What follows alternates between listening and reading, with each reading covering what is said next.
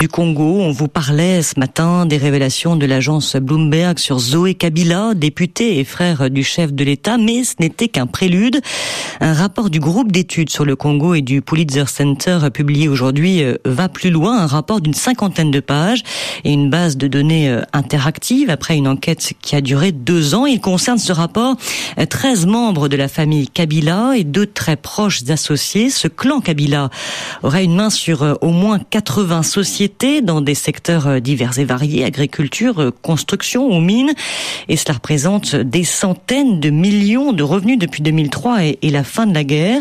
Sonia Rollet, finalement, ce rapport, c'est aussi une histoire du clan Kabila. Oui, à plus d'un titre. Pour commencer, cette petite phrase en 2006 de la mère de l'actuel président, Joseph Kabila, sur les années d'avant-guerre, c'est-à-dire avant 96 et la rébellion de l'AFDL, quand Laurent Désiré Kabila, le patriarche, vivait avec sa famille en exil en Tanzanie, sous la protection du régime tanzanien.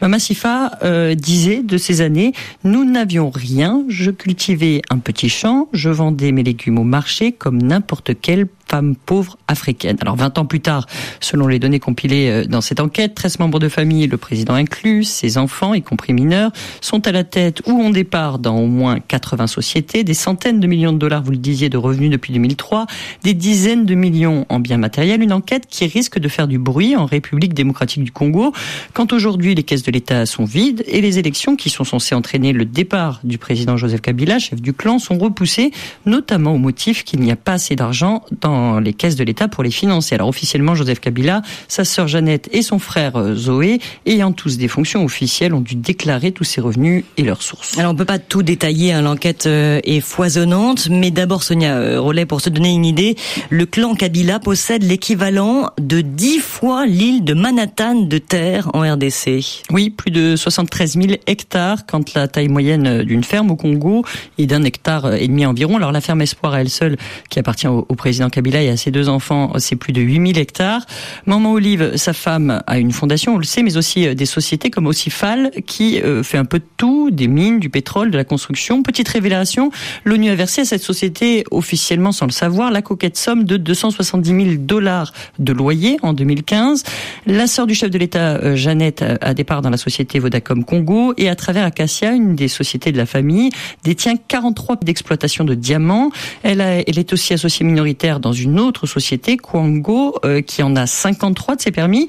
Et puis tous ces permis, bout à bout, représentent une zone de quelques 720 kilomètres à la frontière avec l'Angola.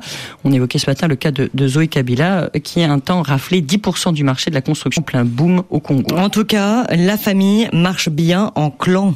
Oui, effectivement, et tous les intérêts sont mêlés, celui des frères et sœurs, des enfants du président, tout cela se croise. On fait des affaires en famille chez les Kabila et on s'intéresse à tout, depuis les compagnies aériennes, les permis de conduire, les restaurants, jusqu'à l'évident, le minier et les terres. Ce qu'il faut savoir, c'est qu'il s'agit surtout d'un énorme travail de compilation de sources publiques et accessibles à tous.